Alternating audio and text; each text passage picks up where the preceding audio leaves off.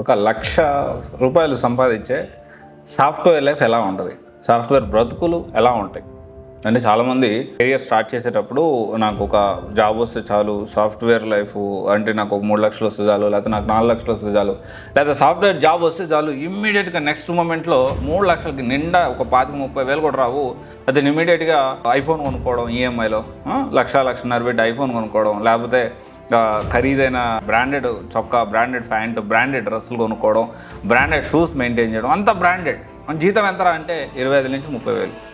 ఇక్కడ తప్పు అని నేను అన్నాను. కానీ if you are having backup, మీ ఫ్యామిలీ ఫైనాన్షియలీ వెల్ ఆఫ్ ఉంటే పర్వాలేదు. ఓకే, ఫైనాన్షియలీ వెల్ ఆఫ్ ఉంది, నీ మీద డిపెండ్ కావటం లేదు, సో మీ వాళ్ళు తీసిస్తూ ఉన్నారు. బట్ స్టిల్ ఇక్కడ మనం ఒక విషయం అర్థం చేసుకోవాలి. ప్రతి ఒక్క సాఫ్ట్వేర్ ఎంప్లాయీకి, ప్రతి ఒక్క ప్రైవేట్ జాబ్ అయినా కానీ, గవర్నమెంట్ జాబ్ అయినా కానీ, ప్రతి ఒక్క మనిషికి అన్నిటికంటే ఇంపార్టెంట్ విషయం ఏంటో తెలుసా? జాబ్ తెచ్చుకోవడం కంటే, జాబ్ దీని గురించి పక్కన పెడితే ఒక్క నిమిషం ఒక సైడ్ పక్కన పెడితే ఇంపార్టెంట్ విషయం ఏంటి తెలుసా? Financial planning. నీ దగ్గర ₹100 ఉంటే ఆ ₹100ని నువ్వు ఎలా ఖర్చు పెట్టుకుంటావు అనేది చాలా ఇంపార్టెంట్. నీ లైఫ్ దాన్ని బట్టి డిసైడ్ అయి ఉంటుంది. సాధ్యమైనంత వరకు ఒక ప్లానింగ్ అనేది ఉండాలి, ఒక ఫ్యూచర్ కొంచెమన్నా మనకి సపోర్ట్ అనేది ఉండాలి, బ్యాకప్ అనేది ఉండాలి. ఒక 25-30 వేలు రాగానే ఇమ్మీడియట్గా ఐఫోన్ కొనుక్కోవడం, లక్షలు పెట్టి బైక్ కొనుక్కోవడం, ఇఫ్ నెసెసరీ నీ దగ్గర గట్టిగా అవసరమైతే, నీకు ఎమర్జెన్సీ అయితే నీ దగ్గర డబ్బులు ఉంటాయా? ఉండవు. Financial planning. ఇప్పుడు చాలామంది, అంటే ఇప్పుడు ఇది ఎందుకు మాట్లాడుతున్నా అంటే, 1,00,000 సంపాదించే వాళ్ళ లైఫ్, సాఫ్ట్వేర్ లైఫ్ హైదరాబాద్ కానీ బెంగళూరులో కానీ ఎలా ఉంటుందో మనం ఇప్పుడు ఈ వీడియోలో డిస్కస్ చేసుకుందాము. ఒక బేసిక్ ఒక 12 లక్షల ప్యాకేజ్ అనుకుందాం. దాంట్లో ట్యాక్స్, పిఎఫ్, ట్యాక్స్ అంటే లేదనుకోండి, పిఎఫ్, గ్రాట్యుటీ అని, దాని తర్వాత హౌస్ రెంట్, హెచ్ఆర్ఏ అని, ఇక రకరకాల అవి ఇవి మొత్తం ఓవరాల్గా కటింగ్స్ అవి ఇవి పోను 1,00,000 ప్యాకేజ్ అంటే వేరియబుల్ పే ఎంత ఉంటుంది. సో తర్వాత ఇక రకరకాలు ఓవరాల్గా అంటే ఒక తక్కువలో తక్కువ ఒక 80,000, ఎక్కువలో ఎక్కువ ఒక యావరేజ్న ఒక సాఫ్ట్వేర్ ఒక 12 లక్షల ప్యాకేజ్ ఉన్న అతనికి యావరేజ్న ఒక 80,000 నెలకి వస్తుంది. అయితే హైదరాబాద్ కానీ బెంగళూరులో కానీ 1,00,000 జీతంతో బతకడం ఎంత కష్టమో మేము ఇంకా ఎక్స్ప్లెయిన్ చేస్తాను. సో దీంట్లో నేను రాసుకున్నాను అసలు ఎంత అవుతుంది ఏంటి ఖర్చు అనేది. మనకి ఇక్కడ ట్రావెలింగ్, మీరు ఎక్కడ యూ రిసైడ్ ఎనీథింగ్ అంటే, మనం అక్కడ మాదాపూర్లో ఉంటే మనకి రెంటే 30,000 ఉంటుంది. 2 BHK గురించి మాట్లాడుతున్నాం. సో అలా కాకుండా ఎల్బీ నగర్, ఉప్పల్, అటు చూసుకుంటే బాచుపల్లి కానీ, లేకపోతే అవతలకి ఇంకా కొత్తపేట కానీ, లేకపోతే ఇంకా అటు లోపలికి వెళ్తూ ఉంటే ఓవరాల్గా మీరు మీ ఆఫీస్ ఎక్కడన్నా ఉండండి, మీరు ఎక్కడి నుంచి అని ఉండింది దగ్గర కాకుండా ఉంటే మినిమం అప్ అండ్ డౌన్ మీకు ₹200 అవుతాయి పర్ డేకి. వాళ్ళు ఉప్పల్ అనుకోండి, మినిమం 200 అవుతాయి. ఓకే, అంటే ఉప్పల్ అంటే ఉప్పల్ మెట్రో స్టేషన్ కిందే మన ఇల్లు ఉండదుగా, మళ్ళీ అక్కడి నుంచి బైక్ అక్కడ పార్క్ చేసుకొని వస్తాం మనం. ఓకే, సో ఒక 200 అంటే దాదాపు మీకు ట్రావెలింగ్ అనేది ఒక 6,000 పోతుంది. ఓకే, తర్వాత మనకి హౌస్ రెంట్ తక్కువలో తక్కువ 2 BHK. మీరు సిటీ కొంచెం దూరంగా ఉంటున్నారు, ఉప్పల్లో ఉన్నారనుకుందాం, లేదా ఎల్వినాలో ఉన్నారనుకుందాం. ఇక్కడ చూసుకుంటే ఒక 15,000 నుంచి 17,000, 16,000 అట్లా 2 BHK రెంట్ అనేది ఉంది.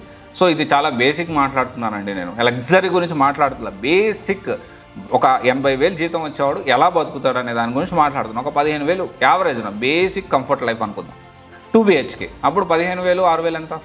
15 ప్లస్ 6 దాదాపు 21,000 ఇక్కడికి అయిపోయింది. అయితే ఇంకా తర్వాత చూసుకుంటే ఖచ్చితంగా మీకు ఫుడ్ మ్యారేజ్, నేను ఓన్లీ కొత్తగా మ్యారేజ్ అయినా ఇద్దరు వైఫ్ అండ్ హస్బెండ్ గురించే మాట్లాడుతూ ఉన్నా. ఒకరే వర్కింగ్, అతనికి 12 లక్షల ప్యాకేజీ, 80,000 జీతం వస్తూ ఉంది, 80,000 జీతం వస్తూ ఉంది. అయితే పిల్లల గురించి నేను మాట్లాడలేదు, ఓన్లీ మ్యారేజ్ అయిన కొత్తలో ఖచ్చితంగా మ్యారేజ్ అయినా ఇంకా పిల్లలు పుట్టలేదు, మ్యారేజ్ అయ్యింది.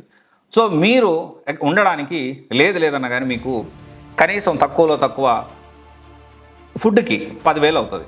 సో ఇప్పుడు 21,000 ప్లస్ 10,000 31,000 అయింది. ఒక 5,000 ఎక్కడన్నా రెస్టారెంట్లో లేదా ఏదైనా చిన్న సరదాగా బయటకు వెళ్ళి వస్తే ఈజీగా 2-3 వేలు అవుతుంది. 2 సార్లు వెళ్తే సినిమాకో ఇంకోదారికి వెళ్తే లేదన్నా ఒక 5,000 వేసుకోండి. సో ఎంత? 36,000 అయింది. తర్వాత వచ్చేసి సరే దీన్ని రౌండ్ ఫిగర్ చేసుకుందాం. షాపింగ్ ఇంకేమన్నా ఒక 4,000, 3,000 షాపింగ్ చేసుకుంటే ఓవరాల్గా 40,000 అంటే సగం సాలరీ అయిపోయింది. మీరు ఇంకా ఏం లేదు, బేసిక్ బతుకుతూ ఉన్నారు. 40,000 తర్వాత ఒక 10,000 కారో, బైకో, లేకపోతే ఇంకేదన్నా లోనో ఈజీగా ప్రతి ఒక్క మిడిల్ క్లాస్ ఫ్యామిలీకి ఒక 10,000, 15,000 మినిమం ఈఎంఐ ఉంటుంది. ఒక 10,000 వేసుకుంది తక్కువలో తక్కువ అంటే ఎంత అయింది? అప్పటికి 50,000 అయింది. అంటే మీకు మిగిలేదంతా 30,000 మాత్రమే. మీకు ఇంకా మీ పర్సనల్ బట్టలు కానీ మీరు ఇంకేమైనా కొనుక్కోవాలనిపించినా, ఇంకేమైనా చేయాలనిపించినా, ఇంకేమైనా ట్రిప్పులు అయినా కానీ దాన్ని కన్సిడర్ చేయట్లేదు. 30,000 మిగిలితే ఏంది అంటే ఒక 80,000 జీతం వచ్చేవానికి బేసిక్లో బేసిక్ ఖర్చు పెట్టుకున్నా కానీ 50,000 నుంచి 55,000 ఈజీగా అవుతాయి. ఒక 25,000 మిగిలింది అనుకోండి, ఒక ఫస్ట్ కిడ్ వచ్చింది అనుకోండి. ఇప్పుడు నాకు 1.5 year బాబు ఉన్నాడు. యావరేజ్న మంత్లీ ఒక 12,000 నుంచి 15,000 ఖచ్చితంగా అవుతున్నాయి ఖర్చు. అంటే వ్యాక్సిన్స్ అయితేనేమి, లేకపోతే పాల డబ్బా కానీ, డైపర్స్ కానీ, వాటెవర్ బేసిక్లో వాడికి బట్టలు కానీ, ఎప్పటికప్పుడు గ్రో అవుతూ ఉంటాడు బాగా. సో బేసిక్లో బేసిక్ ఒక 12,000 అవుతుంది. 12,000 నుంచి 15,000. ఇంకా స్కూల్కి వెళ్ళలేదు, స్కూల్ మొదలైతే ఇంకా పెరుగుతుంది. అయితే ఇక్కడ మనం అర్థం చేసుకోవాల్సిన విషయం ఏంటి అంటే ఒక 12,000 అవుతుంది నెలకి. అంటే ఇంకెంత మిగిలినట్టు 10-12,000 మిగులుతుంది. వాట్ ఇఫ్ ఇన్ కేస్ మనకు ఒక్క మంత్ ఒక సడన్గా లే ఆఫ్ అయింది అనుకోండి, అప్పుడు పరిస్థితి ఏంటి? ఎంత బఫర్ అమౌంట్ ఉంటుంది మన దగ్గర? ఈ 8,000, 10,000 పెట్టుకుంటా ఉంటే మ్యాక్సిమం 1 month 2 months కూడా సర్వే అవ్వలేము మనం. అంటే నేను ఇదంతా ఎందుకు చెప్తున్నా అంటే 1 లక్ష సంపాదించేవాడు బతికే ఎలా ఉందంటే, ఇక అసలు ఇంకొక విషయం, హైలైట్ విషయం ఏం చెప్పనా, అన్ఎంప్లాయ్మెంట్ రేట్ గత దశాబ్దం కాదు, మేబీ ఒక 15 సంవత్సరాల నుంచి దాదాపు 2008 నుంచి 5.41, 5.55 ఈ విధంగా ఉన్న అన్ఎంప్లాయ్మెంట్ రేటు 2019 చూసుకుంటే 5.27. ఇది ఎకనామిస్టులు సో దీన్ని చూసింది. తర్వాత 2020లో కోవిడ్ టైంలో అన్ఎంప్లాయ్మెంట్ రేట్ అనేది 8% పెరిగింది, 8.0కి పెరిగింది. అండ్ నేను నెక్స్ట్ చూసుకుంటే 21లో 5.98 ఉంది. అగైన్ తర్వాత 2022లో 7.33, 2023లో 8.03, 2024లో దాదాపు 9 హైయెస్ట్ ఇన్ ద డెకేడ్. మన ఇండియన్ హిస్టరీలోనే ఇంత అన్ఎంప్లాయ్మెంట్ రేట్ అనేది ఎప్పుడు లేదు. 2026 ప్రొజెక్షన్స్ ఏం చెప్తున్నాయంటే దాదాపు 65% 2026కి అన్ఎంప్లాయ్మెంట్ రేట్ అనేది పెరిగిపోతుంది. 12 లక్షలు సంపాదించే వాళ్ళు చాలా తక్కువ మంది ఉన్నారు సాఫ్ట్వేర్ వాళ్ళు. సాఫ్ట్వేర్లో మనం తీసుకుంటే అకార్డింగ్ టు ఈపీఎఫ్ వెబ్సైట్ ప్రకారం. అంటే నేను ఇదంతా ఎందుకు చెప్తున్నానంటే మనము జీతము వచ్చి ఫస్ట్ పాయింట్ ఏంటంటే ఫైనాన్షియల్ ప్లానింగ్ అనేది ఉండాలి. ప్రతి రూపాయిని మనం ఎంత జాగ్రత్తగా మనం ఖర్చు పెడుతున్నాం అనేది చాలా ఇంపార్టెంట్. అండ్ ఒకటే జాబ్ మీద డిపెండ్ అయిపోయి ఇంతేనా కాకుండా alternate source of income. First ఈ జాబ్లో పీక్స్కి వెళ్ళాలి, మంచి శాలరీ మీరు తెచ్చుకోవాలి, దానికి కావాల్సిన స్కిల్స్ ఎప్పుడప్పుడు అప్గ్రేడ్ చేసుకోవాలి. దాంతోపాటు మనకి ఆల్టర్నేటివ్ ఎర్నింగ్ అనేది ఉండాలి, ప్లాన్ బి ఎర్నింగ్ అనేది ఉండాలి. ఇలా కాకుండా అసలు ఏంది ఇదంతా ఎందుకన్నా కనీసం జాబే వస్తలేదు అనొద్దు. కోట్లు సంపాదించే వాళ్ళు, జాబులు తెచ్చుకున్న వాళ్ళు తెచ్చుకుంటున్నారు. నీ కెపాసిటీ ఎంత, నువ్వు అంత కష్టపడి వస్తుంది జాబు. మరి అంటారు మరి నువ్వు కూడా కోట్లు జాబ్ సంపాదించు. నేను సంపాదించుకుంటున్నా. నా కెపాసిటీకి మించి నేను చేయగలిగింది, నా కెపాసిటీ ఫుల్ ఫ్లెడ్జ్గా నేను వాడుకుంటున్నా. ఎంత సంపాదించేది, ఎంత నాకు ఎర్నింగ్ వస్తుంది అనేది పక్కన పెడితే నేను అస్సలు ఒక్క మినిట్ కూడా వేస్ట్ చేయను. మీరు నమ్ముతారో నమ్మరో, నేను ప్రతిదీ ఒక ప్లానింగ్ ప్రకారం చేసుకుంటాను.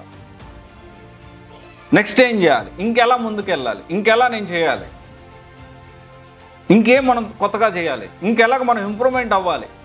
అలాగా నేను ఒక పక్క వచ్చే డబ్బుల్ని జాగ్రత్తగా నేను ప్లాన్ చేసుకుంటూ ముందుకెళ్తాను. సెకండ్, నేను ఎలాగైనా ముందుకెళ్ళాలి.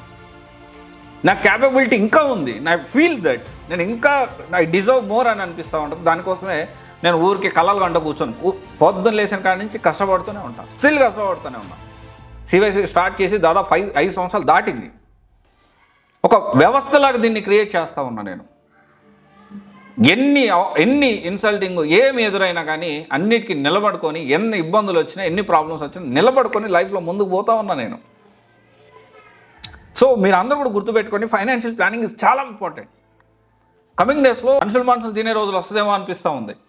సో ఆలోచించండి, చాలా ఇంపార్టెంట్. మీకు ఖచ్చితంగా మీరు జాబ్ ఒక్కటే చేస్తూ ఉన్నారంటే మీరు దరిద్రానికి ఒక అడుగు దూరంలో ఉన్నారు అంతే. ఎనీవే, ఇది ఒకసారి ఆలోచించండి. ఆలోచించి మీరు కూడా మంచిగా మోటివేట్ అయ్యి దీనిలో పాజిటివ్స్ మీరు తీసుకోండి. మిమ్మల్ని మోటివేట్ చేయడానికి, మీతో పాటు నన్ను నేను మోటివేట్ చేసుకోవడానికి కొన్ని వీడియోస్ చేస్తూ ఉంటాను. అలాంటి వీడియోలో ఇది ఒకటి. Thank you. This is Raj signing off.